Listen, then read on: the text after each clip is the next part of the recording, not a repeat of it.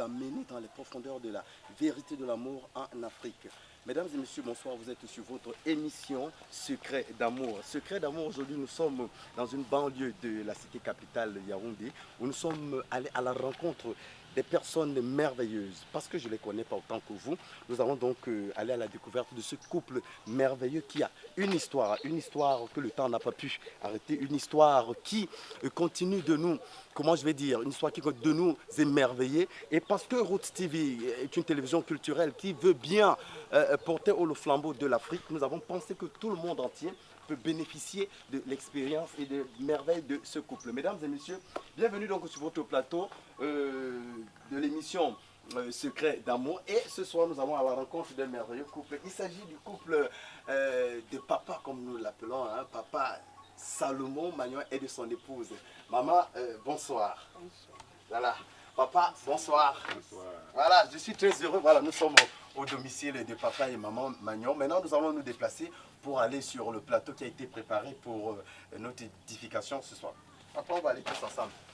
Voici, chers téléspectateurs de Roots TV de par le monde entier, vous êtes sur la chaîne universelle 100% culturelle et l'émission que vous regardez en direct, c'est Secret d'amour. Secret d'amour, nous sommes allés à la découverte de ces merveilleuses personnes que nous, dans notre milieu, nous appelons affectueusement les plus jeunes. Et ce soir, nous allons vous dire que, mesdames et messieurs, vous êtes privilégiés parce que vous avez rendez-vous avec l'histoire. Vous avez rendez-vous avec une histoire, vous avez rendez-vous avec leur histoire. Et ce soir, j'espère que beaucoup de personnes vont être surpris de ce que ce merveilleux couple va nous révéler aujourd'hui. Voilà, papa, on va aller, on va s'installer sur notre plateau. Voilà. Papa va s'asseoir là. Maman va s'asseoir, elle est là. Et moi, je vais m'installer ici. Voilà. Très bien. Voici. Mesdames et messieurs, confortablement installés donc sur ce plateau, nous sommes très très heureux de vous savoir très nombreux à l'écoute et puis de votre programme. Et j'espère que vous avez déjà dit aux voisins que leur émission qui parle d'amour, qui vous apporte la réalité de l'amour à l'africaine, la définition de la notion de la famille à l'africaine ce soir dans la ville de Soie, j'espère que vous allez tous aimer. Alors, papa, merci de nous recevoir chez vous, merci de recevoir Roots TV dans le cadre de l'émission Secret d'amour. Voilà, on va parler un peu plus fort. Cette émission a pour objectif d'éduquer la jeunesse, les couples, les foyers, pour leur faire comprendre qu'en réalité, l'amour existe en Afrique et l'amour le vrai. Parce qu'on a comme impression que l'amour n'existe pas et beaucoup de personnes se disent que le mariage, le foyer est un enfer. Avant que de commencer cette émission, vous allez nous dire qui vous êtes, vous allez vous présenter et maman va également se présenter en voyant bien sûr cette caméra-là. Je m'appelle Magnon. Je dis souvent l'orthographe M-A-N-Y-O. Magnon. C'est pas Magnon, c'est Magnon. Salomon, prénom.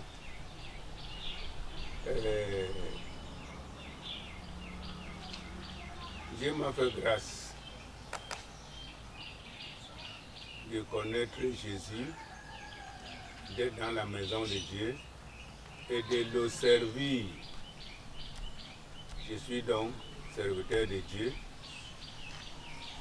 et exerçant le ministère apostolique. Voilà ce que je peux dire. Voilà, vous avez bien saisi. Nous sommes donc dans l'enceinte du domicile de l'apôtre Papa Magnon Salomon et avec sa très charmante épouse que nous appelons notre jeune maman, la plus jeune de toutes les mamans que je connais. Alors maman, tu vas regarder cette caméra-là et tu vas te présenter. On m'appelle Edwige Priscille. Je suis épouse de l'apôtre Magnon Salomon. J'exerce le même ministère que lui parce que nous sommes un. Avec le Seigneur Jésus et je me suis attachée à lui. Donc c'est pourquoi je dis que nous sommes bénis. Voilà, vous avez donc compris, chers téléspectateurs, aujourd'hui nous avons affaire donc à un couple merveilleux, un couple apostolique, et nous allons donc, comme il est l'accoutumé, le format de l'émission n'a pas changé. On va aller au début du commencement de cette histoire. On va parler des moments les plus difficiles, les moments de joie que ce couple a traversé, et puis on va rentrer dans les grands conseils avec tout ce qui se passe aujourd'hui dans la République. Après quoi, on va passer à l'instant, et si c'était à refaire, c'est-à-dire que ce que l'apôtre n'a pas pu dire à Maman Priscille, devant le pasteur, devant le maire, il va nous le dire pour dire que l'amour existe encore. Alors, papa, cette histoire d'amour a commencé quand? Nous sommes en quelle année aujourd'hui? Quand vous voyez, on voit les cheveux blancs, on sait que du temps a passé, vous êtes un témoin du temps, un témoin des événements. Cette histoire d'amour aujourd'hui, elle commence quand? Elle est vieille de combien de temps? Je ne sais pas si l'amour vieillit. Puisque c'est moi qui deviens vieux. Mais l'amour ne vieillit pas, parce que l'amour est divin. Et quand on parle d'amour dans le couple, puisqu'il s'agit de mariage, nous ne nous connaissions pas. Elle vivait dans une ville plus loin d'ici, moi je vivais à Yaoundé. Il y a eu des occasions où j'apprends qu'il y a une fille, on m'a donné son nom. J'ai dit, je voudrais me marier, mais je ne voudrais pas faire un faux pas, parce que je connaissais déjà Dieu. Okay. J'ai dit, je prie et je mets les signes en haut. Si ces signes s'accomplissent, je veux que c'est la femme que Dieu a préparée pour moi. Et toutefois que ces signes s'accomplissent, mon amour n'aura plus jamais de changement. Dans les propositions de mariage, les fiançailles et le mariage, puis la suite dans le mariage. Donc pour mon contact avec elle, à moins que ma tête oublie, mais c'est en 74. En 74. Voilà, faites le décompte à la maison pour quelqu'un qui rencontre une femme en 1974 et jusqu'à nos jours. Je vous laisse faire le calcul. Et en 1974, quand vous la rencontrez. En 1974, on vous rencontre. Je trouve qu'ils sont à table en train de manger. C'est comme j'ai entendu, c'est la fille ici. C'est elle que moi je vais demander. Mais ce n'est pas elle, c'est cette fille que moi je vais demander. On ne se connaissait pas. Tout à fait. Et Dieu va permettre que c'était samedi soir. Dimanche, je vais demander un mariage. Sans aller à droite ou à gauche. Et mon déplacement, c'est pour te rencontrer, mais pour que tu deviennes ma femme. Et je ne veux pas la réponse de suspension. M'acceptes-tu? Directement comme ça. Comme ça, sec. Simplement comme ça. Froidement comme ça. Et la réponse, elle me donne que la volonté de Dieu soit. Je n'ai pas compris.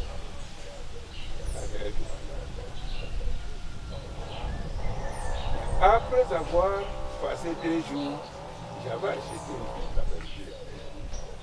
Parce que quand on parle de la main à la vie, on prépare d'abord les choses. Respecter le whisky. Et moi, mon alliance avec elle est dans la parole de Dieu. 2 jours après, je suis donc parti dans sa famille. Mais c'est qu'il m'a accepté pour le mariage. Elle a pris. Elle est partie. Donc la femme, tu m'avais accepté. Moi, j'ai compris tellement que la volonté de Dieu soit faite. Je veux garder donc d'abord ce mot, la volonté de Dieu. Et elle va m'expliquer pourquoi elle va parler que la volonté de Dieu soit faite. J'avais demandé ça 6 mois après. elle m'a fait.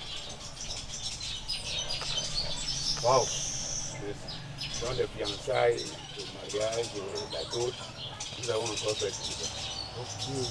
Je l'ai prise dans ma maison en 1974. D'accord. Voilà donc une histoire qui commence. Voilà comment, contrairement à ce qui se voit aujourd'hui, contrairement à tout ce qui est, tout ce qu'on vit aujourd'hui, voilà, un serviteur du Dieu. Là, vous étiez déjà un serviteur du Dieu. J'ai étudié environ 10 ans. Voilà. Et là, vous avez fait un deal avec Dieu dans votre cœur. Et vous Si avez... Dieu ne me donne pas une femme, je ne me marie pas. D'accord. Et le jour où vous rencontrez cette loi devenue votre épouse la première fois, directement, vous posez le problème. On ne contrôle pas. Maman Edwige Chrissy, voilà, voilà un jeune monsieur, un jeune homme qui arrive, tout en train de manger. Je vous aborde comme ça. Comment ça s'est passé? Vous l'attendiez, vous-même vous étiez enfant de Dieu, vous étiez bien préparé à ce qu'un homme va arriver dans votre vie.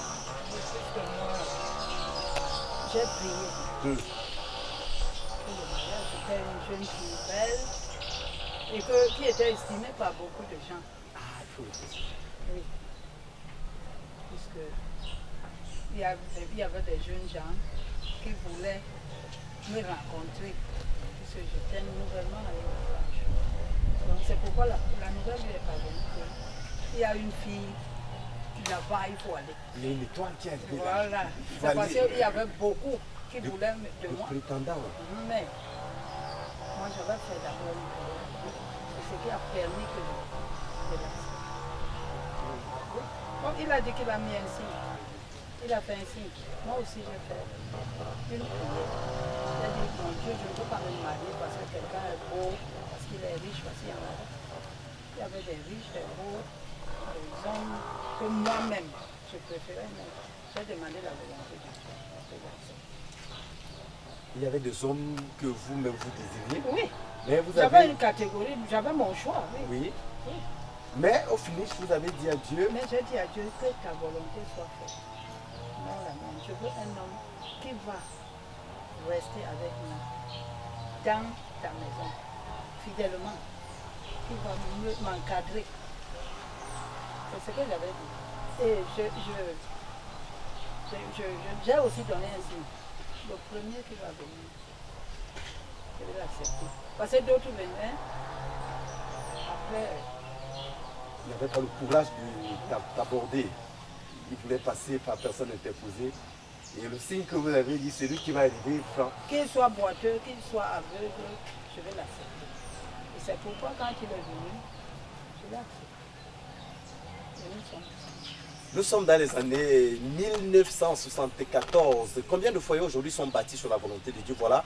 Je crois que vous qui êtes en train de regarder à la maison, vous vous dites peut-être que, est-ce que c'est la vérité? C'est la vérité parce que cette émission est en direct et en live. C'est des personnes qui ont vécu ce qu'ils sont en train de dire.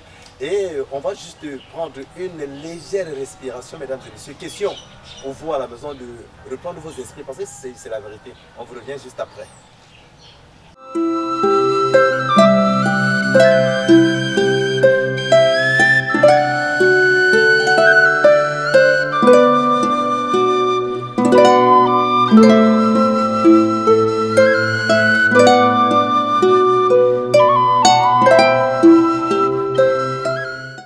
Voilà, après donc cette légère pause, vous êtes toujours sur la télévision universelle 100% culturelle Route TV et l'émission que vous regardez en live, mesdames et messieurs, c'est Secret d'amour. Secret d'amour, ce soir, nous sommes en face d'un couple dont le mariage est fondé sur une parole, la volonté de Dieu. Et c'est un couple apostolique. Il s'agit bien de l'apôtre Papa Salomon Magnon et de sa charmante épouse Maman Priscille. Alors, elle dit...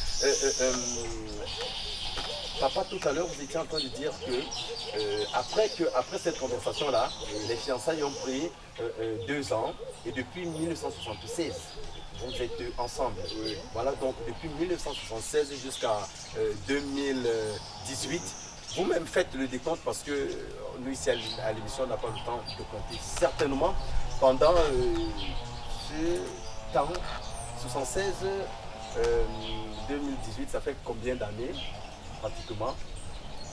Aidez-nous à la maison, hein. 42 ans. Écoutez, 42 ans de mariage. Moi, je crois que ça doit s'applaudir. Et vous à la maison qui allez applaudir, sachez que si vous êtes marié, vous allez faire 42 ans. Hein? Il faut vous au plus. Voilà. Voilà. Voilà. 42 ans de mariage. Alors, pour vous, papa, 42 ans de mariage, c'est comme 42 jours, c'est comme 42 mois, ou alors vous avez déjà tout vécu, ou alors vous pensez qu'il y a encore des choses à vivre. Chaque jour pour moi, mon mariage est au début. Oui. Chaque jour est un nouveau jour de mariage. C'est un nouveau jour. Si je pouvais donner accès aux sentiments qui montent souvent dans le cœur, voir que le mariage est déjà ancien, j'aurais aussi une ancienne pensée de faire une chose plus que le nouveau mariage. Ce qui dérange le mariage. Mais dans mon cœur, dans mon esprit, dans ma vie,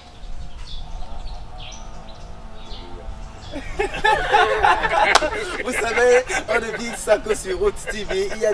Il y a des émotions que les paroles ne savent pas exprimer. Et là, vous avez cette belle image. J'espère qu'elle va rester. Vous voyez, après 42 ans de mariage, voilà comment les gens peuvent continuer de s'aimer. Alors, maman, 42 ans de mariage, certainement, il y a eu des moments difficiles, il y a des moments de joie, des moments inoubliables. On va évoquer 2 moments. On va commencer par les moments les plus difficiles. Un des moments les plus difficiles que vous avez vécu, que vous avez traversé pendant ces 42 ans. Mais avant cela, le couple a combien d'enfants? Le couple a de grands enfants? Le couple a 7 enfants 7 enfants. et 5 petits-fils. 5 petits-fils. Pour le bilan, Certainement, vos petits-fils vont nous regarder à la télé. Est-ce que vous pouvez les saluer en patois, hein? Est-ce que vous pouvez saluer en patois les petits-fils qui vont en regardant la caméra ci? mais regardez, oh, voilà le même. Ah oui. On revient En à tout ce cas, il y moment. a ma fille qui est là, la 4e, qui est avec Oui, oui, oui, oui, on va faire la séance photo à la fin, vous allez la découvrir, hein? Et certainement. Donc, elle est témoin de mon mariage et de notre vie. Donc si je mens, elle est là. Ok. Moi, j'ai passé un très bon moment avec moi. Au début, c'était pas facile. Parce qu'une nouvelle mariée qui s'attend à des maisons, à de l'argent, à des voitures, et qui entre dans un ministère où il n'y a pas de possibilité de vivre. Je peux dire que oui, parce qu'on mangeait une fois par jour. Une fois par jour. Oui. Nous étions nombreux dans le camp. Il y avait des couples missionnaires. Nous étions ensemble dans un camp. Je l'ai trouvé dans un camp. Il encadrait les serviteurs de Dieu. Et c'était pas facile pour moi de manger. Donc, il fallait tout pour défendre vraiment la volonté de Dieu. Il n'y a pas de mots parce qu'il y a certains qui sont partis à cause de la vérité. L'adversité, on a pas su. Mais le Seigneur m'a fait grâce. Le moment le plus difficile pour moi était que j'accouchais seule. Je ne sens pas. Oui. Parfois, quand la mission venait là, il me laissait en travail. Je suis en train de travailler, je vais accoucher peut-être dans 2 heures de temps. Il est parti où? En mission. Ok. Prêcher l'évangile. Lui, depuis que je suis mariée, il ne prêche que de l'évangile. Donc je ne connais pas autre chose que cet évangile. C'est Dieu qui m'a fait. Donc quand il allait, je restais accouché. Ce sont les autres qui m'assistaient. C'est si j'étais une frivole. Si le Seigneur ne me soutenait pas, j'allais dire, mais c'est quel mari comme ça? Il m'abandonne, il me fait ceci ou cela, mais Dieu me soutenait. Quand il venait, il remplissait sa tâche, sa fonction.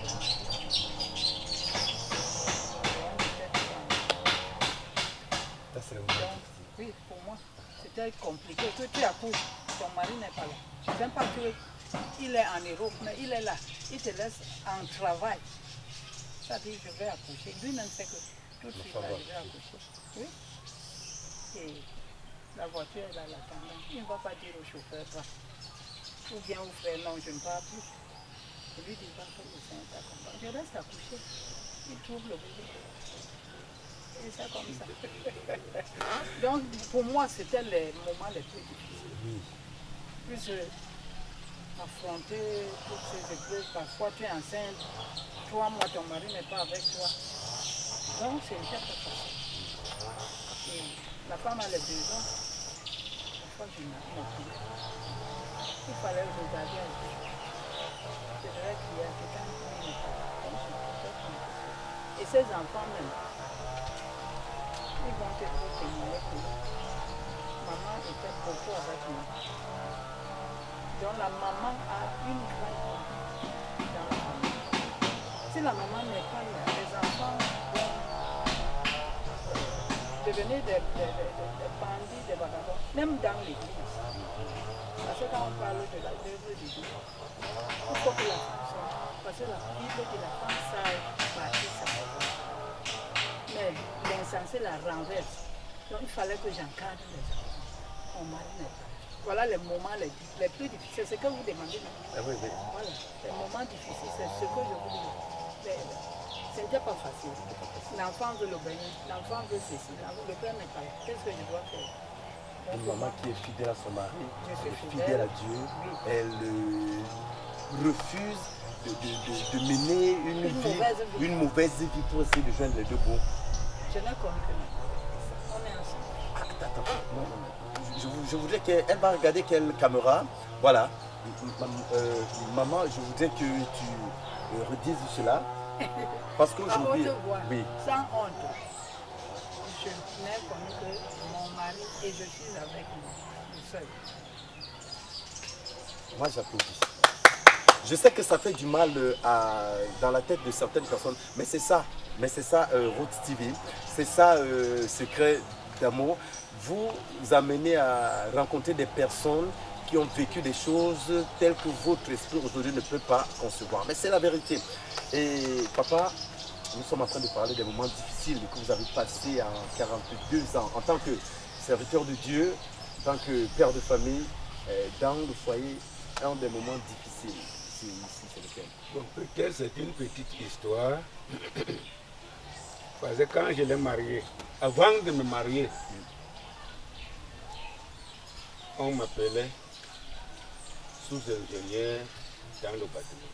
Ok. Et j'avais les entreprises, étant trop jeune. Dans les années 1960. J'avais les entreprises, j'ai discuté le bâtiment avec les mensualités, les philosophies, aussi de suite. J'ai des maisons que j'ai élevées en étage. Que c'est moi qui suis patron du bâtiment. Maintenant que je me marie, je ne fais plus rien. Pour garder mon témoignage, ce qui était dans l'économie, il fallait que je prenne tout. Je paye les ouvriers. Je me libère. Je ne me tiendrai pas quelque part. Il prêche là. Le seul m'avait bouffé. Quand il travaille dans son entreprise, il a clé de force.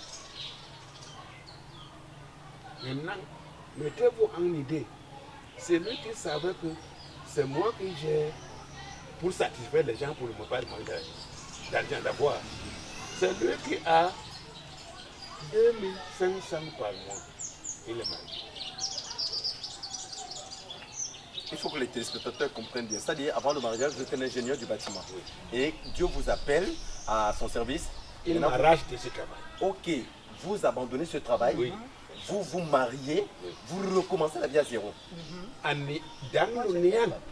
Et en tant que pasteur, on vous rémunérera à 2500 En francs. fait, je peux dire même que même les 2500 là, c'est même pas en tant que pasteur, Ok. mais en tant que grâce de Dieu. D'accord, ok. Parce que l'Église ne connaissait ni dîmes, ni offrandes, ni dons volontaires. Nous étions au départ, du départ du mouvement qu'on appelle aujourd'hui pentecôtiste. Tout à fait. Que même ceux qui se convertissent ne sont pas les riches. C'est encore toi qui dois les soutenir. Mais Dieu nous donne avec les 2500. Quand je restais, j'ai dit, Dieu m'a donné, je vais pas. C'est votre Je consolation. sais que moi-même, je ne lui donne que 2500. Et dès le départ, j'avais obtenu. Si j'ai 5 francs, elle doit savoir. Si j'ai 1 milliard, elle doit savoir. Attendez, au moment où il y a des couples qui divorcent, il y a des personnes qui luttent, il y a des personnes qui bagarrent, il y a des personnes qui se marient sur des régimes bien séparés. Au moment où il y a des personnes qui vivent ensemble, mais la femme ne doit pas connaître le revenu du mari. Mais vous vous dites que la première des choses que vous avez bâties dans votre foyer, c'est que lorsque vous aviez 5 francs, Elle doit savoir. J'ai 1 milliard, elle doit savoir. comment ça Parce s'est que je passé? ne suis même pas encore à la difficulté. Oui, on n'en est pas encore à la difficulté. Ma difficulté était donc, j'ai pris la fille de maintenant je n'ai que 2700.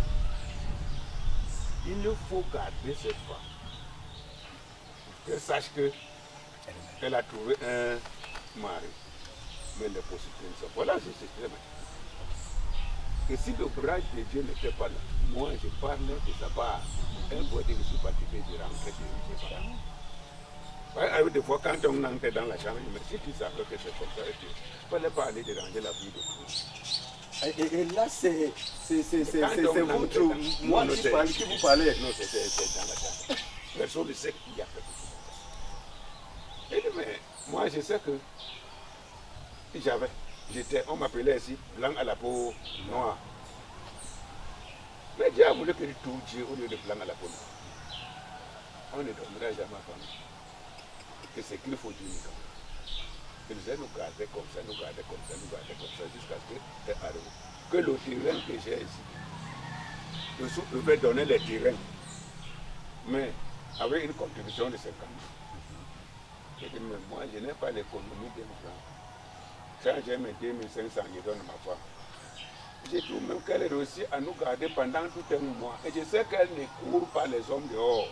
Elle n'a pas les moyens de recherche. Comment ça arrive qu'elle multiplie 2500 et aller me demander le terrain? J'ai dit, je ne vais pas me déranger. Le mois fini, le mois fini, le mois fini. 4 mois. Mais j'ai dit, il n'y a pas d'ici, c'est l'argent, elle prend 50 000 euros.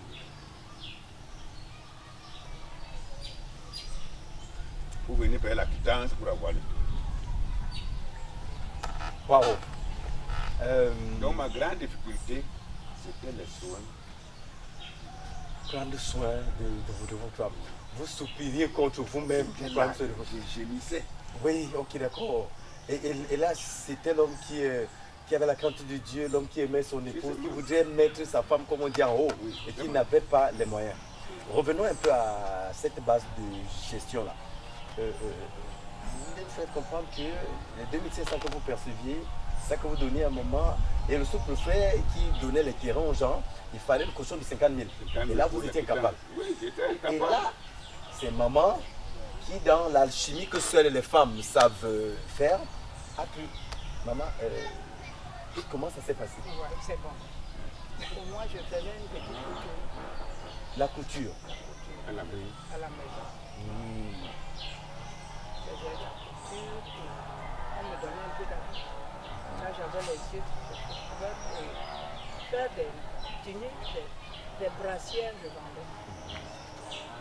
Ce qui me donnait le servant, par la couture. C'est pourquoi quand je lui dis qu'il est locataire ici, il me regarde. Mon locataire.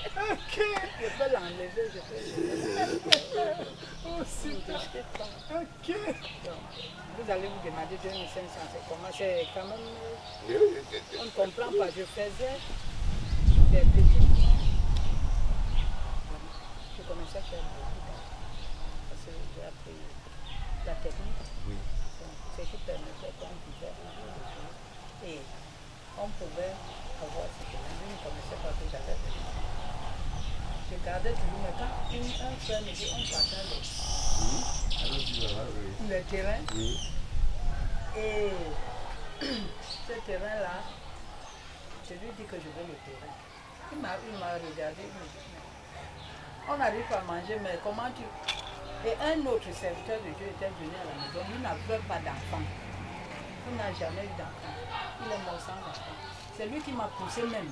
Il a mis dans mon cœur de chercher le terrain. Il me dit non, il faut le terrain. Parce que tu as les garçons. Il ne faut pas rester comme ça, comme moi qui n'ai pas un des enfants, mais ma veuve est là, ma femme est là. Si je meurs, il faut qu'elle ait. J'ai déjà construit. Et ça m'a donné une motivation. Je lui ai demandé de venir. Le Seigneur nous a fait grâce. Maintenant, moi, je veux comprendre le pourquoi de cet acte-là, le pourquoi de ce geste-là. Parce qu'il y a des personnes aujourd'hui qui travaillent leur argent, qui prennent même parfois de l'argent de leur mari pour aller investir sur d'autres cieux, pour aller se faire une double vie. Mais vous, vous êtes une jeune petite fille mariée, 1976, qui a du mal à vivre avec 2500 francs et qui a appris beaucoup de choses dans la technique. Pourquoi est-ce que vous avez pris sur vous de pouvoir ce grand terrain? Non, moi, je vous ai parlé de la volonté de Dieu qui ne doit pas nous séparer. Donc, je savais que ma chose est sa chose. Donc, en tout cas, ce terrain est en son nom. Je ne fais pas pour moi. Donc, derrière un grand homme se trouve une grande femme. Ah, attendez. Oui. Ok. Ça veut dire que... Je voulais qu'il sorte de là. Ça, je ne voulais pas voir sa misère. C'est tout. On ne voit pas qu'il est misère, qu'il est mendiant. C'est ça. Donc, il fallait me battre pour que nous ayons le chez nous.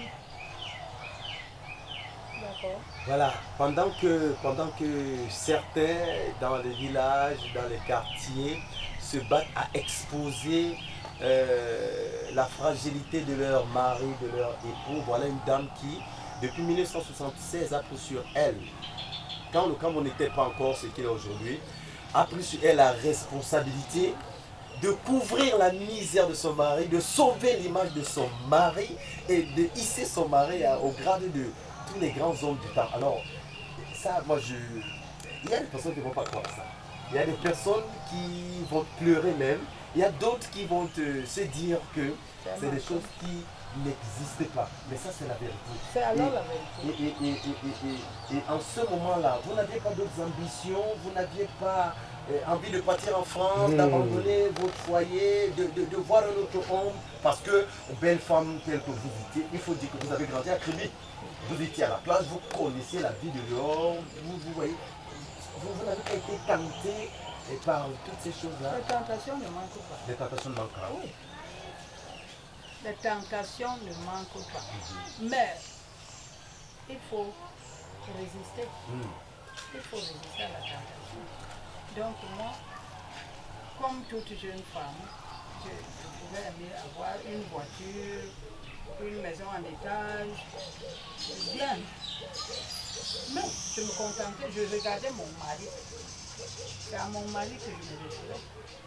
Donc, je disais, si Dieu nous bénit, et je continue de le dire, parce que vous voyez notre cas, il n'est pas ce que vous pensez, ou ce que vous avez eu en tête avant de venir ici. Oui, mais nous espérons qu'ici, lorsque vous reviendrez, il y aura un changement. Donc c'est ce que j'avais dit. Je savais qu'un jour, Dieu va changer notre situation. Donc je ne pouvais pas m'affoler pour regarder à gauche à droite. Et surtout que j'ai mis ma confiance en Dieu.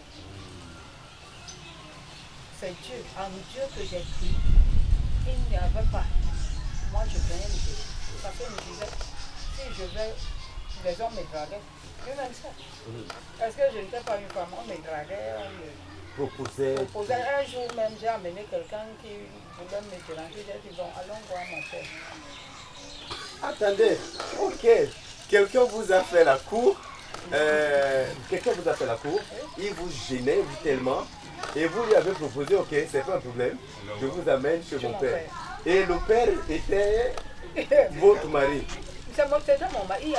Je dis que nous habitions dans un camp missionnaire. Et j'ai averti le serviteur de Dieu que maintenant, là, je viens avec un monsieur qui veut me marier. En tout cas, ou mariage ou quoi. Je lui ai dit que moi, je suis mariée. Il n'a pas voulu comprendre.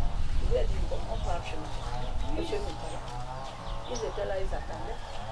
Je veux dire que, ça peut vous dire que je n'étais pas aussi, je ne m'attachais pas parce que je voulais mettre la crainte de Dieu était en moi. Je craignais d'offenser Dieu. C'est pourquoi je demeurais dans la fermeté, je demeurais ferme.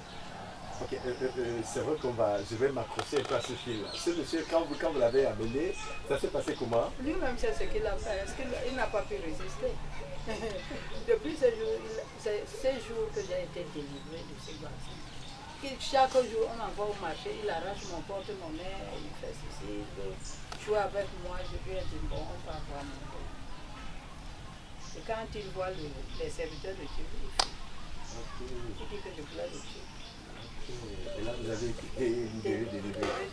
Alors, papa, quand vous voyez votre épouse, votre fleur de beauté aujourd'hui, vous avez l'impression que Dieu vous a tout donné à elle. Dieu me l'a donné. Et c'est Dieu qui me l'a donné. Je ne donne pas moi.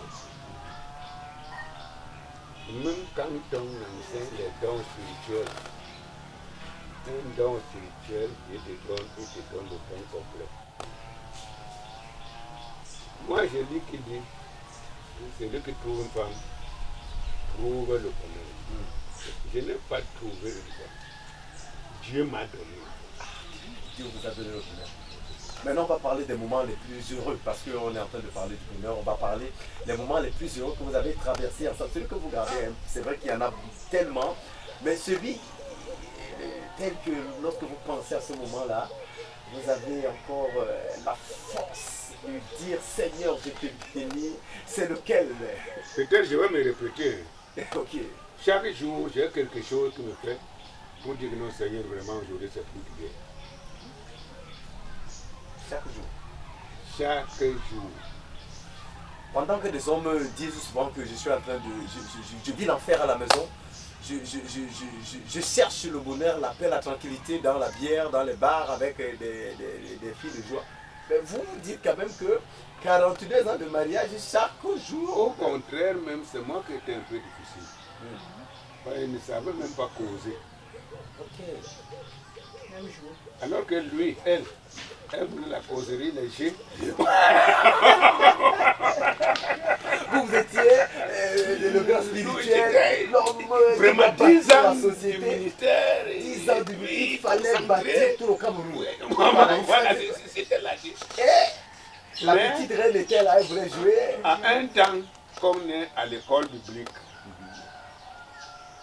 le responsable de ce ministère que vous entendez au Bakken Djessa. Là, c'était un cours qu'il voulait nous donner. Il dit maintenant, chacun sort avec sa femme. On fait la ronde, chacun cause avec sa femme en le tenant à la main. Un cours. Lui, c'était déjà un cours qu'il voulait nous donner. Pour qu'on ait à partager, même quand nous sommes avec notre famille de vie. Lui, Dieu lui avait parlé. Il y a les gens ici qui sont comme fermés. Je vais faire ça. Chacun sera obligé de causer avec sa femme aujourd'hui en faisant la ronde. C'était un cours qu'il nous donnait. C'est là où elle me dit, même aujourd'hui. Même aujourd'hui. Et à partir de ce jour, le problème d'être comme ça, de voir maintenant, je provoque. Là, vous voyez, je provoque. Ah oui, oui, oui. Voilà, je provoque. C'est vrai, je provoque. Ok, ça c'est un des moments qui vous a marqué. Non, là, vraiment, c'était un marqué. Ok, Un marqué. d'accord. Et à partir de C'était ça, là, vous êtes absolument, devenu... je provoque. Voilà. Alors maman, les moments de joie, 42 ans, c'était pas seulement que papa est parti, je reste encore tout seul. Il y a également des moments qui sont restés dans le cœur, des moments qui vous font rendre grâce à Dieu pour ces moments sur lesquels... Ce qui me réjouit, c'est que ces enfants ont grandi. Ah, Moi, je suis toujours dans les enfants. Parce que je ne savais, vous voyez, avec ce que nous vivions là, ce n'était pas facile de lever un enfant. Oui. Et ils sont tous devenus grands. Jusqu'à avoir 2 enfants. D'autres enfants, et ils ont des conditions. D'autres sont devenus des pasteurs, d'autres sont des docteurs, d'autres sont... Donc il n'y a pas de possible. Ça me réjouit. Quand je reste, je me dis Seigneur, merci parce que tu m'as permis de persévérer. Parce que si je ne persévérais pas, ces enfants seraient abandonnés à eux-mêmes. Et chacun devait peut-être se préoccuper. Parce que ma première fille, elle s'est mariée après 30 ans. Elle s'est mariée après 30 ans. 35 ans. Et elle a accouché. Voilà le moment de Elle s'est mariée vierge. vierge.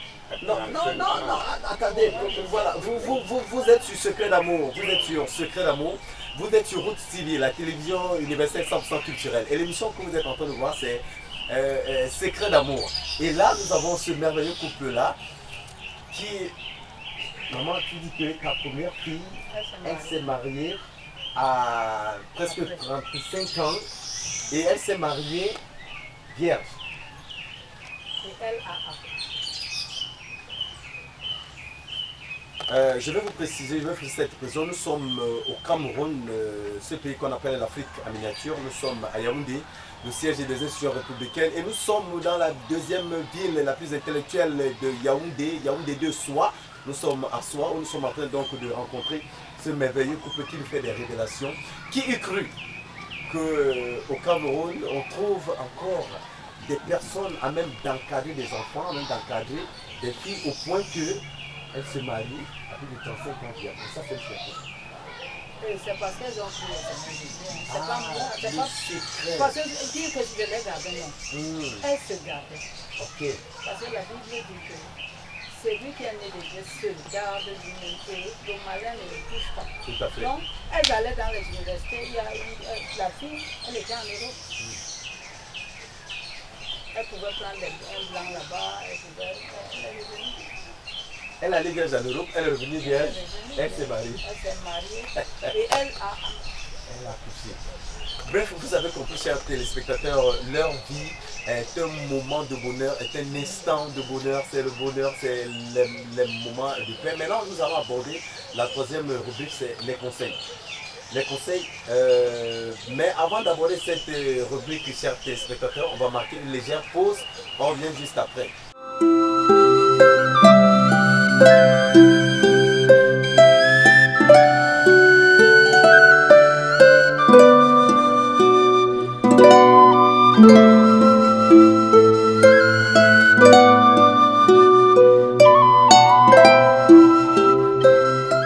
Voici, vous êtes toujours sur Route TV, la télévision universelle 100% culturelle, celle-là qui vous apporte des choses que vous n'avez pas l'habitude d'écouter, d'entendre et qui parfois même vous semblent irréelles. C'est dans le cadre de l'émission Secret d'amour.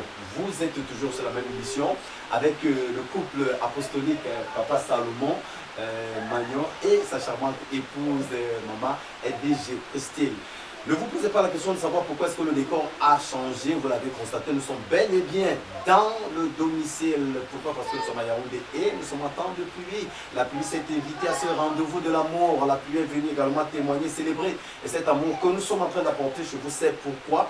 Nous sommes maintenant à l'intérieur. Cela nous donne la possibilité de découvrir le merveilleux domicile de papa et maman. Ce domicile qui a été témoin de leur histoire depuis très longtemps. Nous étions en train d'aborder, avant de nous quitter tout à l'heure, chers téléspectateurs, nous étions en train d'aborder la troisième phase de cette émission, la phase des conseils. Et vous êtes toujours sur les ondes de l'amour, l'amour le vrai, le pur, le dur, tel qu'on le trouve en Afrique et au Cameroun. Alors, papa, je vais commencer avec vous. Nous sommes dans la base, dans la vague des conseils. Je vais commencer d'abord par l'État du Cameroun. Le code pénal du Cameroun stipule que aujourd'hui, si votre femme vous trompe, ou alors dans le mariage, si votre conjoint, s'il est établi que monsieur a trompé madame avec des plumes à la pluie, madame a trompé monsieur, la première des choses à faire, c'est de lui porter plainte. Votre lecture par rapport à ça, aujourd'hui, est-ce qu'un mariage digne de son... Les personnes qui disent qu'ils sont mariés doivent se conduire dans les tribunaux pour un cas d'infidélité, parce que c'est juste dans une société, ça peut marcher. Je vais commencer par un témoignage d'un tribunal comme je pense pas que c'est un tribunal. J'avais eu l'accident ici. Le bras était fendu en quatre. Et pendant qu'il était en voie de guérison, puisqu'elle voulait jouer. Moi, je ne connaissais pas jouer, je ne savais pas jouer. Elle me touche pour me chatouiller. Moi, je pense qu'elle m'a mal fait. Je sais que si je soulève maintenant, je sais qu'avant, je faisais ces petites pratiques qu'on appelle les arts martiaux. Je touche maintenant, je vais la tuer.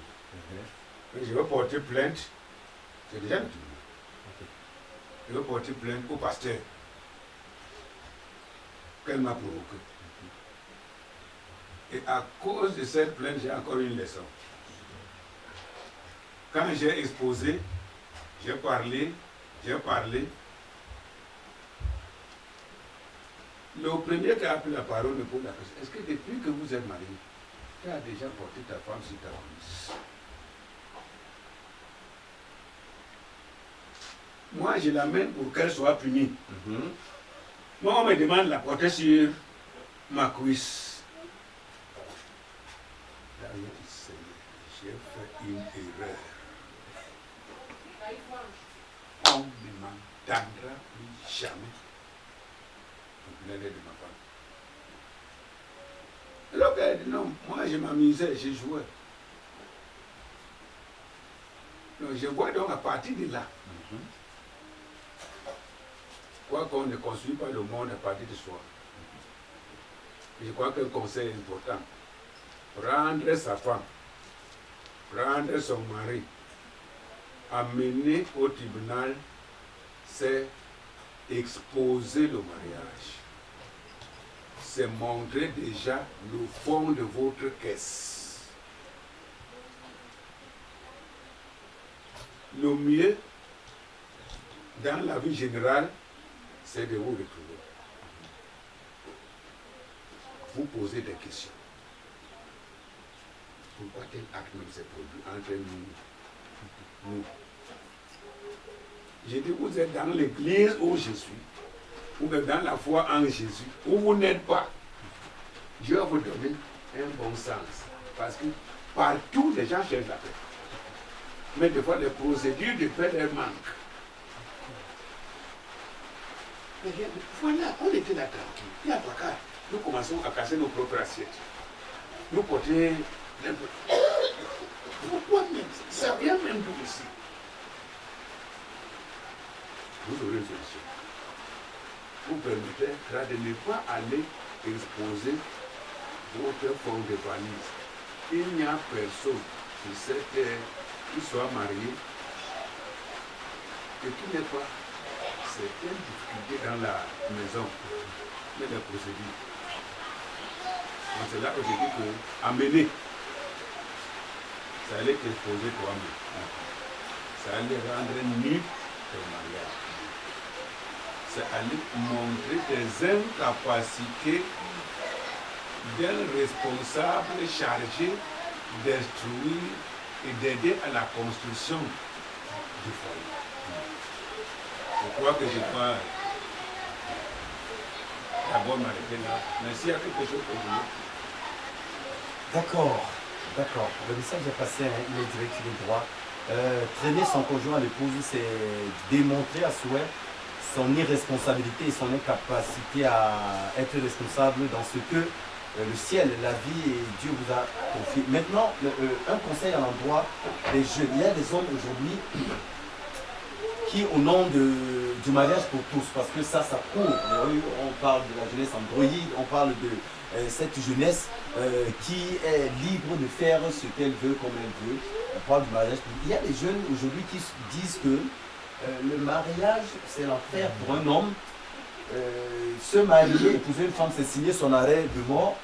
Et au point que certains ont décidé de ne jamais se marier. Ils se plaisent à faire des enfants à gauche, à droite, à appeler certaines filles la mère de mon enfant, la mère de mon enfant. Et un conseil assez cette qualité. Je m'étonne qu'ils ne veulent pas se marier, même coucher de femmes. Et se coucher avec des hommes. Si tu ne veux pas un homme, reste sans toucher une femme. Si tu ne veux pas la femme, reste sans toucher une femme. Je ne veux pas me marier, mais tu cherches un homme. Je ne veux pas me marier, mais tu cherches une femme. C'est seulement, je ne sais pas comment appeler tes parasités. Mais moi, j'appelle ça les rêves.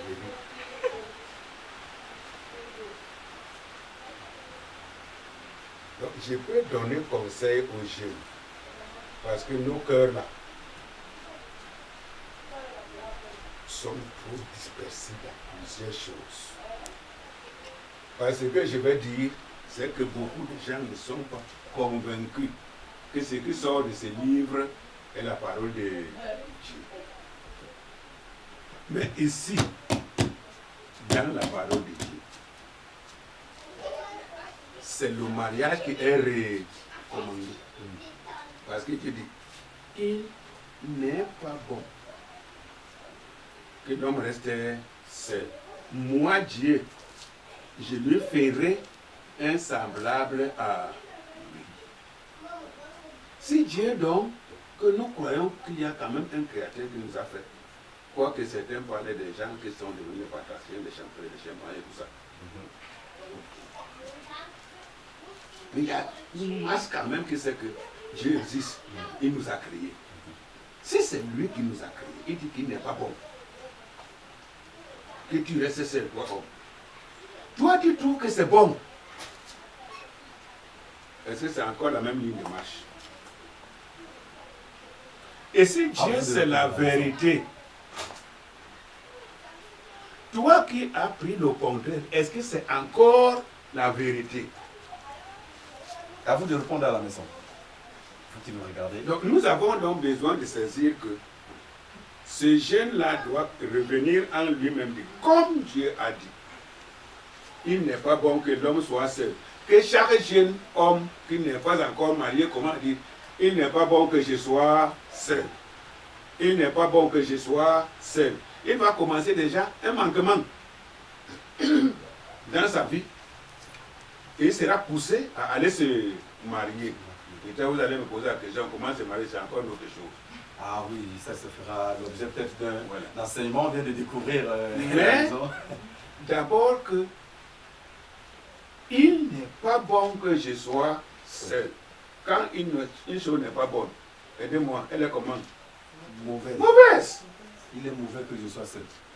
Je crois qu'un bonsoir particulier à M. Talon qui nous regarde depuis la maison et qui certainement comprend qu'il n'est pas bon qu'il soit seul. Voici. Deuxième point, je dis, je me réfère, je crois que c'est la parole de Dieu. Les deux deviendront une seule chair. Mais si tu restes seul, n'es-tu pas demi?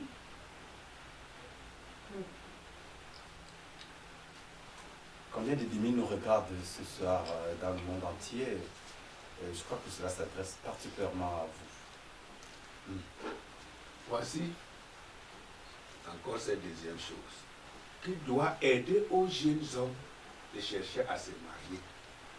Et non pas de faire certains actes qui ne sont recommandés que quand on est marié, puis ces actes dehors et disant qu'ils ne veulent pas de femmes ou qu'ils ne veulent pas d'hommes.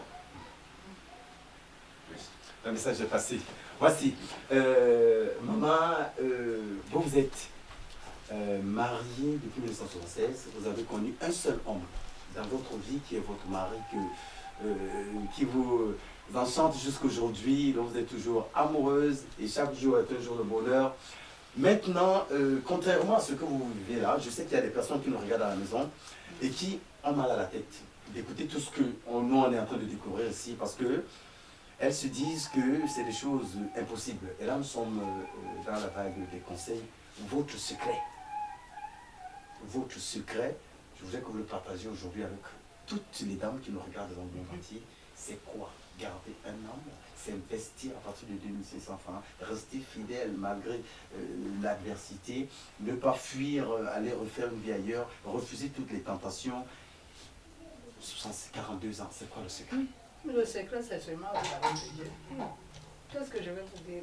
C'est qu'il n'y a pas de magie. Lorsqu'on s'attache à Dieu, il nous révèle chaque jour ce qu'il faut faire. Parce que parfois on est dépassé par la vie. Comme je vous disais, lorsque je restais avec les enfants, qu'est-ce qu'il fallait faire? Mais il fallait se référer à Dieu et aux promesses que Dieu a faites. Et ceci m'a poussé même à aider les jeunes filles à rester chastes. Mais pas, je vous ai dit que ma fille s'est mariée après 35 ans, vierge. Pourquoi? Il y a des hommes qui lui disaient, les médecins même qui disaient que non, elle sera malade. Okay. Ça, c'est faux. C'est faux. Même les filles qui ne sont pas sorties de mes entrailles, qui ont suivi la parole de Dieu, sont restées chastes et elles ont accouché. Après 40 ans. 42 ans même. Donc, mon conseil est que la fille elle-même soit consciente que je ne dois pas me laisser tromper par un homme. C'est ce que j'ai fait. Parce qu'avant que je n'accepte Christ, j'étais jeune femme. J'étais jeune fille, bien belle. Hein? Mais mes parents me disaient toujours, attention. Parce que quand un homme va te violer, quand tu auras un enfant, tu n'auras plus l'éclat que tu as maintenant. Moi, mon père m'effrayait, mais il disait, bon, parce que mon père, lui, ne connaissait pas Dieu. Il disait qu'il va attacher la chair. S'il me voit avec un homme, il m'attache. Je pensais que c'était une réalité. Je me disais que c'était une priorité, mais c'est maintenant que je me dis que Dieu a préparé cette route pour que je le connaisse. Et quand j'ai connu qu'il y avait des jeunes filles auprès de moi qui ont accouché et qui n'étaient vraiment pas, elles étaient misérables. Donc ceci m'a poussé à rester chaste. Et je me suis dit que, parce qu'il y a aussi certains foyers qui ont des troubles, comme vous avez dit. Je me suis dit que le mien, même s'il y a des troubles, mes enfants ont grandi, ils n'ont pas su que mon mari et moi nous discutions. Alors que dans la chambre, c'était le feu. Oui, il fallait le dialogue. Quand il n'y a pas de dialogue, oui, tout s'écarte. Donc quand je me fâche, je dois lui dire que je suis fâchée pour telle ou telle chose. Et il m'explique pourquoi ceci ou cela et on reste calme. Ok, attendez, vous lui dites que vous êtes fâché pour tel ou tel, dans le calme. Donc vous faites des problèmes dans la paix, des problèmes dans la tranquillité. Si on peut appeler problème, quand il y a des mésententes. Oui. Oui, puisque la Bible a dit qu'il y aura des afflictions. Il y a certains conseils, certains conseillers qui viennent dehors pour détruire le foyer. Ok. Une femme peut te trouver là, oh mais toi, qu'est-ce que tu manges seulement la sauce arachide chaque jour? Ça cause un problème. Oh, tu n'as pas d'habit. Pourquoi on ne te voit jamais? Toi aussi, il faut un peu sortir. Hein? Il y a une qui m'a même dit que un seul homme, tu restes avec un seul homme. Chaque jour, pourquoi? Et étant belle, non. Ouais, donc il faut contrecarrer toutes ces... Tous ces conseils, les mauvais conseils. Toutes ces choses. Donc, refuser ce qui est mauvais et retenir ce qui est beau. Okay. Pour une jeune fille qui veut vraiment être heureuse, qu'elle soit dans l'église ou qu'elle ne soit pas dans l'église, il faut qu'elle écoute le conseil des parents. 1. 2. S'attacher à ce qu'on lui apprend. Parce qu'il y a des filles, elles vont à mariage, elles ne connaissent pas préparer. Par exemple, elles sont nombreuses. Oui. Elles ne connaissent pas. Un conseil à celle-là. Il y a d'autres qui ne savent pas préparer. Et c'est la voisine qui fait tout. Qui fait tout, la bonne, pas même. Okay. Et la bonne va prendre ton mari. Puisque lui connaît le goût de ton mari. Mais il faut connaître ce que ton mari aime. Ce qu'il n'aime pas. Hein? Moi, je sais ce qu'il aime. Si je veux vraiment lui plaire là, je fais quelque chose là maintenant. Il va me dire, mais c'est nouveau. Je connais tous ces mains. Donc si c'est la bonne, ou bien une fille qui habite chez toi qui fait ça, tu n'as donc pas de place dans ta maison. Il faut que toi-même, tu apprennes à t'occuper de ton mari. Ok. J'ai encore une autre préoccupation là, qui certainement est celle de tout ce qui nous regarde à la maison. Il y a une forme d'éducation que nous avons reçue dans certains foyers, selon quoi à la jeune fille on a dit, l'homme, ton mari ne te dira jamais la vérité. Il y a des filles qui vivent là dehors, qui savent que mon mari, il me dira tout, il ne me dira jamais la vérité. Et elles vont en mariage avec cela. Et il y a d'autres qui... Il y a même une qui certainement va bagarrer ce soir avec son mari.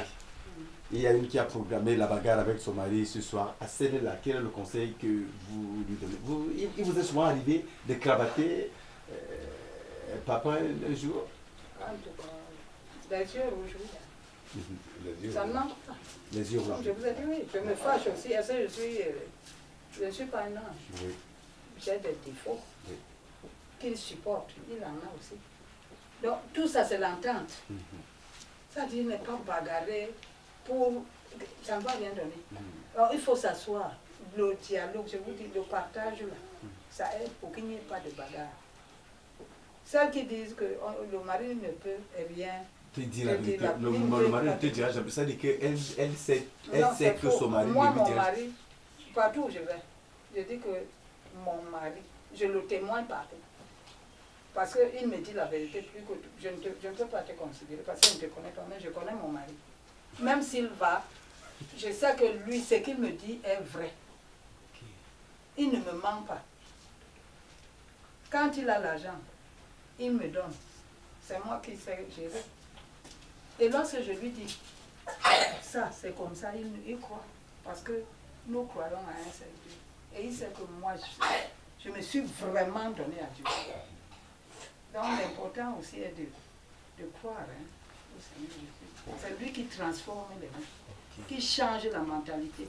Parce que si vous ne croyez pas, vous irez seulement tirer les conseils chez les gens qui veulent votre perte.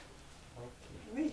Puis la jeune fille, on va dire, ah, il faut aussi un peu cacher l'argent. Quand le mari te prouve que tu caches, lui aussi va commencer à cacher. Mais quand tout est clair, il y a la transparence, la guerre viendra d'où?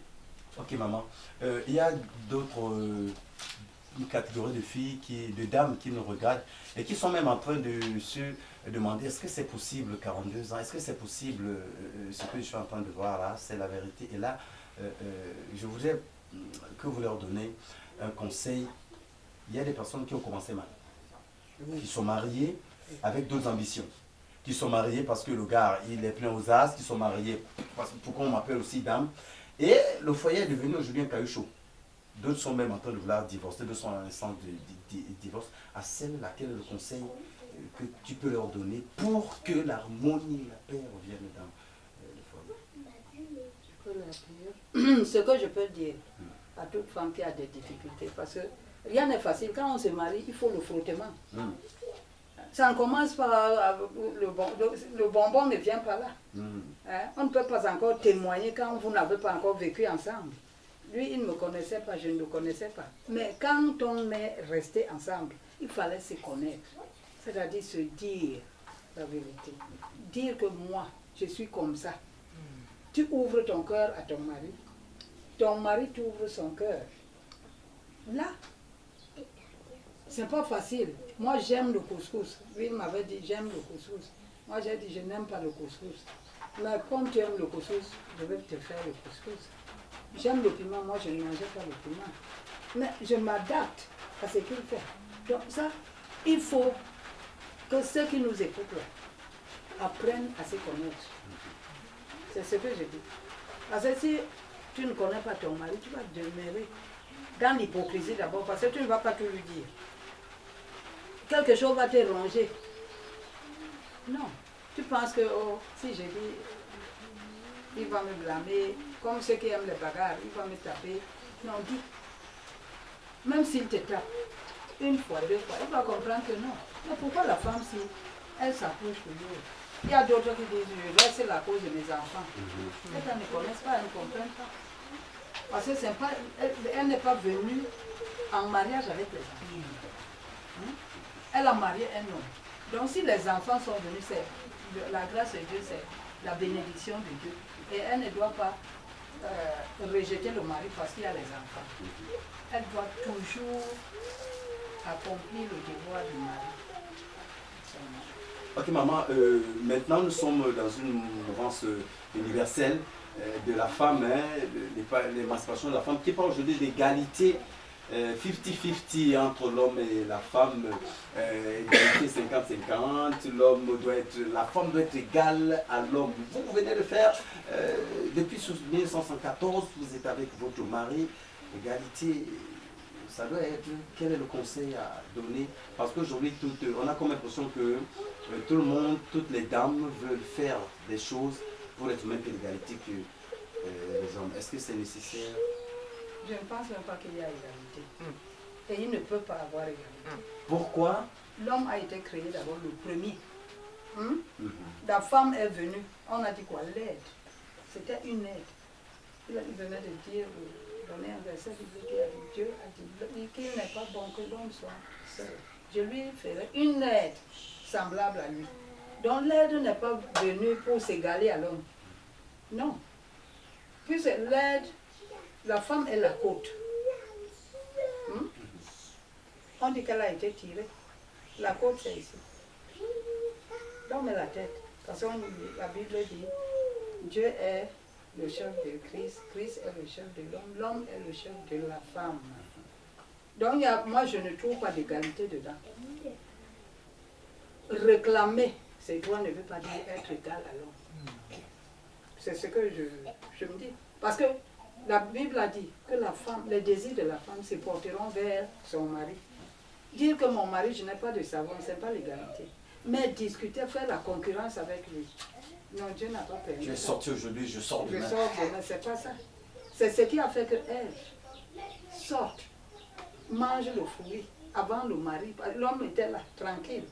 Il n'a pas touché à l'arbre. Quand la femme vient, le diable vient lui prêcher, elle accepte les propositions du diable, ce qui a poussé que nous, aujourd'hui, nous mourrons. Donc quand on accepte que la femme est égale à l'homme, moi non. La Bible, la parole de Dieu ne me dit pas ça.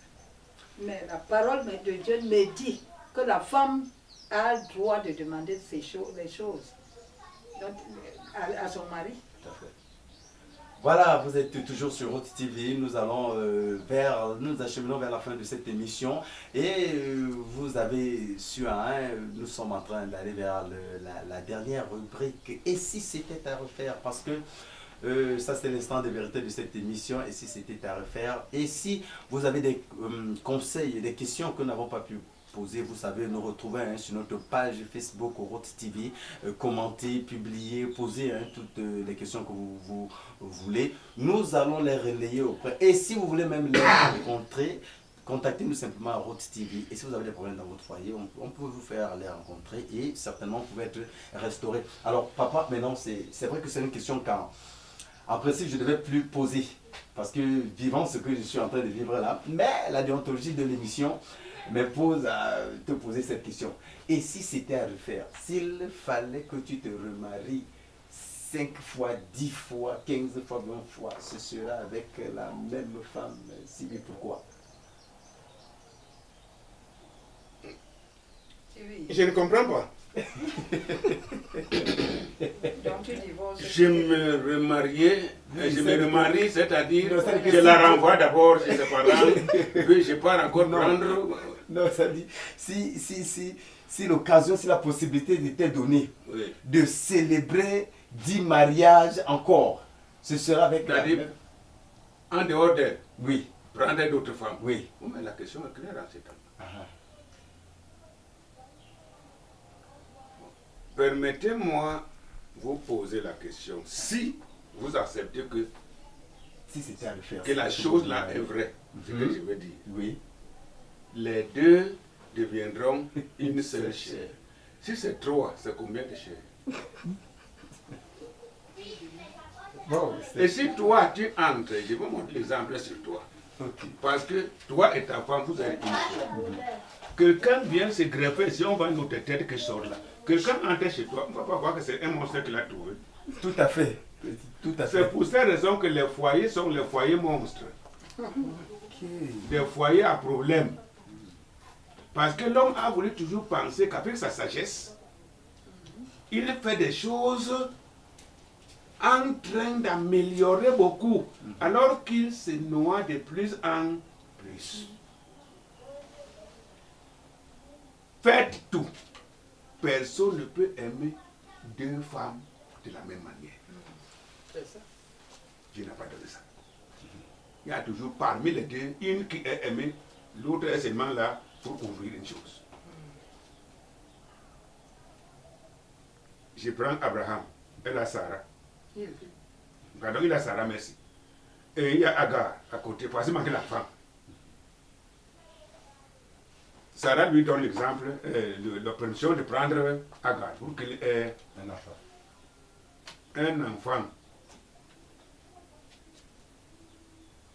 Le foyer est devenu monstre. Puisque l'enfant est né. À cause de l'enfant, Agar commence à mépriser Sarah, les problèmes sont dans le foyer. Pour enlever encore cette vie monstrueuse, Dieu dit à Abraham, enlève cette femme et son enfant. On a pu trouver où il y a les yeux rouges entre Abraham et Sarah. 2, 3, 4, 5 femmes, c'est les femmes. Mais ce n'est pas ma femme. On se croirait dans un film, hein, dans un scénario qui a été, non, c'est en direct, c'est en live, c'est la vérité, et ça se vit à Yaoundé au Cameroun, c'est sur Route TV, émission Secret d'amour. Alors, maman, tellement que vous aimez votre mari que je ne suis pas tenté de vous poser la question, mais si vous avez donné la possibilité, c'était 1974, ça fait quand même, si vous avez donné la possibilité de rechoisir un homme dans votre vie, de retomber amoureuse, de rebâtir une vie, ce sera avec le même homme? Ce sera avec le même homme parce que les enfants me font souvent des surprises. Donc, ils nous font des petites fêtes surprises. Lorsqu'il y a l'anniversaire, quand j'ai eu 50 ans, c'était comme un renouvellement de notre mariage. Ah, attends un peu, ok, un détail voulait m'échapper, cher téléspectateur. Ah oui, oh, qu'est-ce que je faisais? Voilà. Maman, quel âge? 50 ans passés? Je dis lorsque j'ai eu 50 ans. Ok, d'accord. Et aujourd'hui, elle a? Moi, j'ai 64 ans. Amoureuse. Amoureuse telle que vous la voyez, 64 ans, 42 ans de mariage. Certes, peut-être chez vous, c'est une impossibilité impossible, mais au Cameroun, c'est vrai. Et papa, on avoisine quel âge aujourd'hui là? Si je parlais de mon vrai âge, j'ai 75 ans. Et ça vous fait quoi à la maison? Voilà, des personnes qui s'aiment depuis très longtemps. Et maintenant, nous on a l'habitude dans le cadre de cette émission de faire rêver nos téléspectateurs, parce qu'il y a des personnes qui sont aigries, des personnes qui savent que l'amour n'existe plus, des personnes qui se disent que des personnes ne peuvent pas s'aimer. Et à la fin de cette émission, on a l'habitude de laisser une image. À chaque émission, chaque couple a une image particulière. Et cette image particulière, c'est quoi? Ce que, bon, 1974, nous n'étions pas encore nés. Moi, je n'étais pas encore né. C'est-à-dire que je ne pouvais pas être présent. Je ne pouvais pas voir ce qui s'est passé devant le pasteur, devant le maire. Mais Route TV accorde le privilège à ses téléspectateurs de vivre ce qui s'est passé en 1974. C'est que papa, la plus grande déclaration d'amour, parce qu'il y a quelqu'un qui regarde là, à vous entendre, lorsque vous parlez de votre femme, il dit, ce monsieur-là, c'est quelqu'un qui avait le verbe. Et je suis sûr que ce soir, inspiré un peu, vous avez inspiré encore cette jeunesse-là, inspiré ces jeunes-là, qui voudraient avoir les mots justes pour dire, pour trouver la femme que Dieu leur a préparée. Et la fête, la plus belle déclaration d'amour à maman ce soir, devant les caméras de routine. Je venais de dire que moi, je n'ai pas trouvé. Dieu m'a donné. je suis sûr que chaque jeune, sa côte est quelque part. Puisque même Adam n'a pas vu qu'on a formé sa femme. Il était dans un profond sommeil. Et la Bible que je prêche dit que c'est quand Dieu a formé qu'il l'a ramené auprès d'Adam. Donc c'était quelque part ailleurs. Alors qu'il a tiré la côte, il l'a amené. Tout à fait. C'est comme la mienne ici était quelque part ailleurs, on ne se connaissait pas. Donc pour trouver dans le vrai mariage, dis que ce que Dieu a dit est vrai. Première chose. J'ai dit la deuxième chose, mais elle nous regarde. Il n'est pas bon que je reste seul. La troisième chose qu'il faut que le célibataire, homme, sache, c'est que puisque c'est Dieu qui a gardé quelque part la corde qui a tiré de moi, c'est encore Dieu qui a la capacité de ramener cette coupe à moi, qu'il se confie à Dieu. Tout à fait.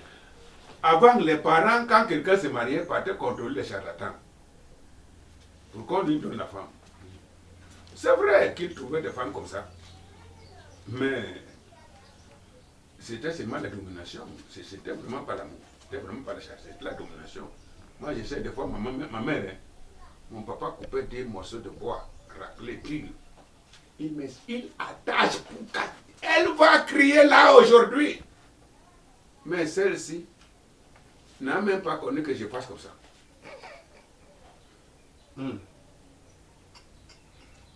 Jamais au grand jamais. Mais c'est pas que faire comme ça. T'as dépassé. Oui.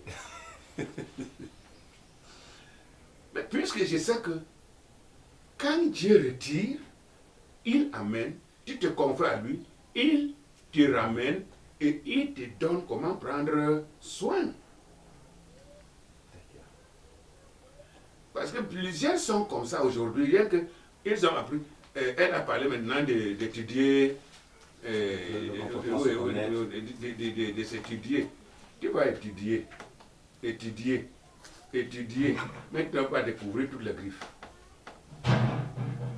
Elle aussi va se garder. Tu trouves que tu as... Ce n'est plus une autre comme elle. Mais elle, en avant des mois, les griffes sortent. Tu trouves que le mariage là n'a pas tenu. Parce que vous êtes mariés selon vous. Vous ne vous êtes pas mariés selon Dieu. Vous avez oublié ce côté. Si tous les Camerounais avaient conviction d'accepter Dieu comme il faut l'accepter, de vivre, il n'y aurait pas de divorce. Si même ceux qui sont dans les églises de réveil comme nous sommes, étaient là de tout leur cœur avec Dieu, il n'y aurait pas de femmes de ministère. Parce qu'il y a les pasteurs qui se marient des femmes de ministère. Donc il a sa femme à la maison, Il a une sa femme pour l'église. Mais il ne regarde plus. Il voit une femme, ça a pris le cœur n'était pas en Jésus, c'est entré là-bas chez la femme, il prend encore, il dit, la femme du ministère. Et il a deux femmes pasteurs. Alors qu'il a rendu son foyer monstre.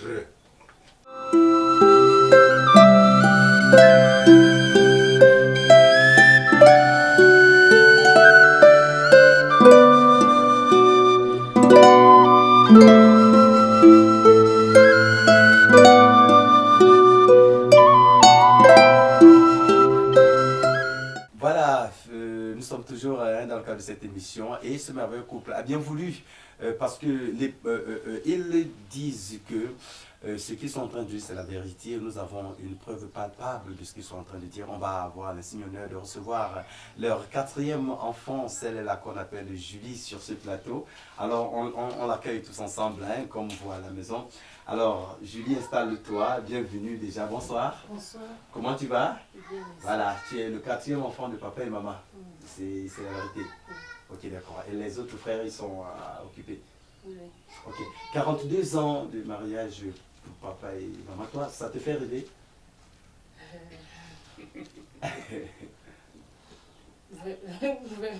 Oui, ça me fait vraiment rêver. Voilà. Et comment tu vis ça aujourd'hui? Toi, tu es jeune, tu vois un peu tout ce qui se passe dehors. Et toi, tu as eu la grâce d'avoir des parents qui sont mariés. Et tu sors, tu as le fruit d'un mariage de 42 ans. Qu'est-ce que ça te fait personnellement? Non, je suis le fruit de 42 ans, c'est vrai, mais je n'ai pas encore vécu 42 ans. Mais je veux dire, mes parents sont pour moi un exemple. C'est un modèle. Et j'aimerais bien le ressembler. Oui. J'aimerais bien la ressembler. Oui. Ok, d'accord. Bon, maintenant, toute la jeunesse Android, parce que c'est comme ça qu'on vous appelle aujourd'hui, à toute la jeunesse Android qui te regarde de par le monde entier, qui a une idée péjorative du mariage, toi, tu as eu la grâce de grandir dans un foyer soudé, bâti sur la parole de Dieu. Qu'est-ce que tu leur dis ce soir? Parlons du mariage. Il y a d'autres qui disent que moi, jamais se marier, qui font des enfants, le père de mon enfant, la mère de mon enfant. Tu connais certainement cette expression-là. Voilà. À ces jeunes-là qui ont une idée péjorative du mariage, tu leur dis quoi? Bon, je veux dire que le mariage est sacré. C'est quelque chose de bien. Il est vrai, je n'ai pas encore vécu, mais je crois qu'avec tout ce que j'ai appris, tout ce que j'ai vu, la façon dont j'ai vu ma maman vivre, marcher, me pousse à soupirer à cette chose-là, ce mariage. Donc je vais dire à cette fille, ce thème père de mon enfant, mère de mon enfant, ce n'est pas à ces personnes-là qui parlent de cette façon. C'est vraiment pas un bon langage à tenir. C'est bien de dire mon mari, qui est le père de mes enfants, c'est plus responsable. C'est un mot qui permet déjà qu'on te respecte. Oui. Être mari, ça permet qu'on te respecte, ça permet qu'on voie que tu es quelqu'un de particulier. Au mariage, pour moi, j'aimerais bien leur conseiller, d'essayer de voir, avec tous les conseils que nous avons tous reçus, ce soir ou alors ce jour, j'aimerais conseiller à ces jeunes gens de chercher à vivre. Et je pense qu'ils seront heureux. D'accord. Voilà, comme je dis certainement à vous qui nous regardez à la maison, vous soupirez après le mariage et nous, dans le cadre de cette émission Secret d'amour, c'est tout le malheur qu'on vous souhaite, non, c'est tout le bonheur qu'on vous souhaite. Hein, mariez-vous, demandez la bonne personne à Dieu et surtout, hein, calquons le modèle de ces merveilleuses personnes que nous avons aujourd'hui. Alors, c'était donc le témoignage de Julie. On poursuit notre émission en beauté.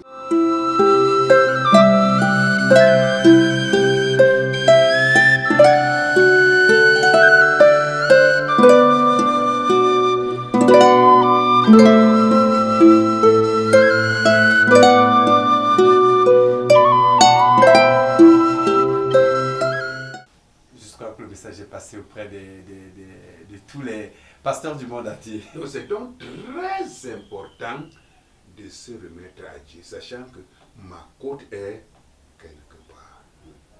Dieu ne fait pas d'erreur. Il va te donner la femme. Il va donner à cette femme son mari. D'accord. Voilà. Donnez-lui Vous la allez me poser une question peut-être pour barrer ça. Parce qu'il y a beaucoup de femmes que des hommes. Ouais. Ça, c'est ce que le monde dit. On dit qu'il y a beaucoup plus. Non, selon les calculs, il y a beaucoup de femmes que d'hommes. Mais on n'a pas dit aux hommes de faire des choses pour mourir. De voir, c'est maintenant que tu vois beaucoup de certaines femmes dans l'armée. Les hommes ont commencé d'abord à être militaires, gendarmes, policiers. Et partent en guerre, ils meurent. Les femmes restent veuves. Avec ces désordres sexuels, elles vont pas rester tranquilles, multiplier des races. Et l'homme ne parle pas par là. Alors que Dieu n'a pas créé deux femmes et un homme.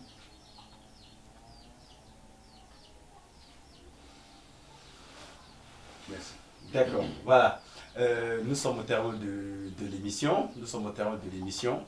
Quelqu'un veut voir comment est-ce que ce papa-là vit avec les cheveux blancs, dit à sa femme, je t'aime et je t'aimerai toujours. Je dis merci à Dieu comme il te m'a donné comme femme. Ça, c'est mes mots. Hein. Maintenant, on va écouter papa avec ses propres mots, de dire à maman, Parce que ça, c'est ce qui va rester dans la tête des téléspectateurs de Road TV. Alors, est-ce que tu peux, on peut t'écouter, dire à maman ce que tu as dit à maman devant. de moi. Voilà. Vous savez que là, moi, j'ai l'habitude de fermer les yeux. Bon, je t'aimerai jusqu'à ce que le Seigneur nous prenne. Je crois que cette image-là est restée. Et il y a beaucoup de femmes qui commencent à pleurer pour dire est-ce que tu vas me prendre comme ça dans tes bras pour me dire ça? Voilà, mesdames et messieurs, c'est avec cette belle image, avec ce grand sourire, hein, avec cette image que je recommande de garder dans votre mémoire, que nous allons nous séparer, non sans vous avoir dit déjà merci d'avoir passé ce merveilleux instant avec nous. Merci d'avoir vogué avec nous dans ce vaste océan des secrets de ce merveilleux couple qui continue de nous édifier. Et surtout, si vous avez pensé rêver en suivant tout ce que vous avez suivi dans cette émission, je voudrais vous rassurer, ce n'est pas un rêve, ils sont réels, ils sont vivants. Vous voulez les rencontrer, une seule adresse, Road TV, vous savez où nous trouver. C'est avec cette image que nous allons nous quitter en vous disant, ne zappez pas, restez sur Road TV, la télévision universelle 100% culturelle. Bonsoir.